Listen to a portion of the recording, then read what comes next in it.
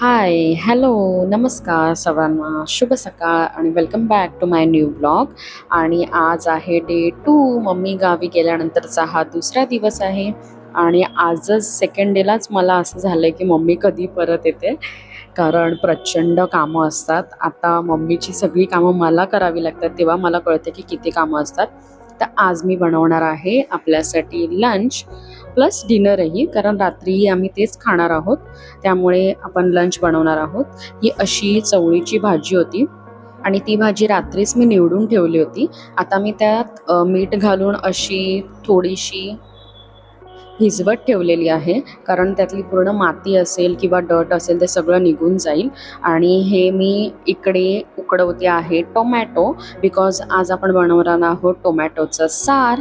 आणि एका साईडला मी वाटाणेही ठेवलेले आहेत उकडवण्यासाठी, कारण त्याची आपण उसळ बनवणार आहोत. आणि आधी आपण बनवणार आहोत चवळीची भाजी, त्यामुळे ती चवळीची भाजी मस्त अशी धुवून घेतलेली आहे मी आणि त्यानंतर निथळत ठेवलेली आहे. तेल गरम केलेलं आहे, त्यामध्ये राई टाकलेली आहे, गार्लिक टाकलेलं आहे म्हणजे लसूण. आणि कधीही आपण ड्राय भाजी बनवत असू किंवा लिफी व्हेजिटेबल ज्या असतात त्या बनवत असू, तेव्हा गार्लिक इज अ मस्ट. गार्लिकमुळे जो स्वाद येतो ना, तो म्हणजे शब्दात सांगणं कठीण आहे. त्यामुळे मी भरपूर असा गार्लिक टाकलेला आहे, त्यानंतर ऑनियन टाकलेला आहे, कांदा टाकलेला आहे, तो मस्त असा परतवून घेतलेला आहे. आणि चवीसाठी आणि स्पायसीनेससाठी थोडी हिरवी मिरची आणि ही निथळलेली भाजी मी त्यात टाकलेली आहे आणि मस्त अशी वाफवून घेतलेली आहे. आणि ज्या लिफी व्हेजिटेबल असतात, पालक झालं, लाल माठ झालं किंवा चवळी झाली, मेथी झाली, ही जेवढी आपण वाफेवर शिजवतो तेवढी त्याची जी टेस्ट असते ती इन्हॅन्स होते. आणि ह्या विटॅमिनसाठी आणि खूपच छान असतात, हे सगळ्यांनाच माहिती आहे. जे लोक डाएट करत असतील त्यांना माहितीच असेल. आणि त्यानंतर मी बनवायला घेतलेलं आहे टोमॅटोचं सार. हे आमच्या कोकणामध्ये खूपच फेमस आहे.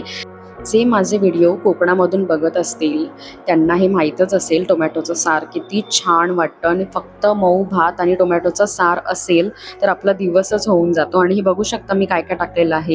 सुकं खोबरं, गार्लिक, त्यानंतर मिरची, धणे, त्रिफळ हे सगळं मी टाकून घेतलेलं आहे आणि ते मी मस्त ग्राइंड करून घेणार आहे. तोपर्यंत आपली भाजीही वाफवून झालेली आहे आणि मस्त तयार आहे, बघू शकता. आणि हे वाटणही तयार आहे, जे मी मगाशी तुम्हाला दाखवलं, जे आपण टोमॅटो सार बनवण्यासाठी वापरणार आहोत.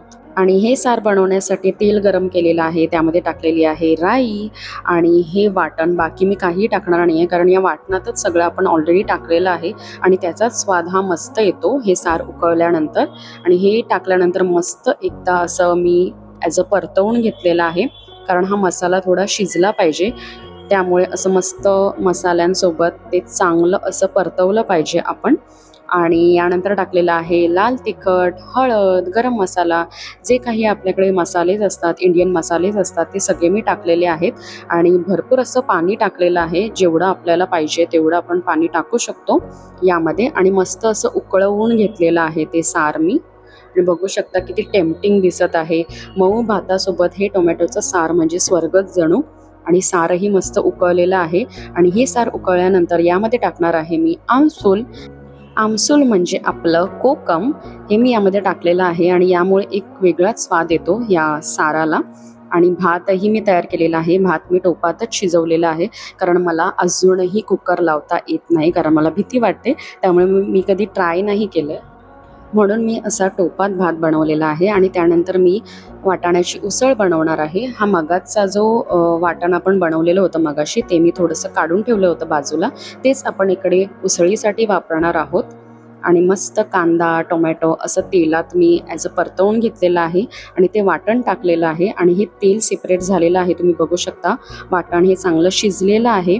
ह्यामध्ये आपण टाकणार आहोत आता घरगुती मसाला, जो मी घरीच बनवलेला आहे. त्याची रेसिपी मी तुम्हाला लवकरच सांगेन. हा घरगुती मसाला टाकून झालेला आहे आणि त्यामुळे मी टाकलेलं आहे पाणी, जेवढं आपल्याला हवं आहे तेवढं. आणि अजून एकदा छान परतवून घेतलेलं आहे. आणि त्यानंतर यामध्ये टाकलेले आहेत मोड आलेले काळे वाटाणे. आणि बघू शकता किती टेम्पटिंग दिसत आहे. आणि ह्यामध्येही आपण एक वाफ काढून घेणार आहोत आणि आपलं सगळं जेवण तयार झालेलं होतं. त्यानंतर मी केलेली आहे बाकीची तयारी. भांडीही खूप होती, ती भांडी घासून घेतलेली आहेत, गार्बेज बॅग लावलेली आहे आणि बाल्कनी ही खूप मेस झाली होती कारण झाडांना पाणी घातलं होतं. सगळी माती तशीच बाल्कनीमध्ये होती, सगळा कचरा होता झाडांच्या पानांचा, तो मी सगळा आवरून घेतलेला आहे, झाडू मारून घेतलेला आहे मस्त. ती माती पूर्ण क्लीन केलेली आहे झाडू मारून, तुम्ही बघू शकता व्हिडिओमध्ये. आणि बाल्कनी ही पूर्ण स्वच्छ केलेली आहे कारण अशी अस्वच्छता असेल तर आपल्याला छान वाटत नाही, त्यामुळे मी बाल्कनी पूर्ण क्लीन केलेली आहे, तुम्ही बघू शकता. त्यानंतर मी घरची सगळी कामं आवरलेली आहेत, कपडे धुवून घेतलेले आहेत, थोडीशी लादी पुसून घेतलेली आहेत, सगळा केर काढून घेतलेला आहे. कामावर जायच्या आधी हे मी सगळं करून घेतलेलं आहे.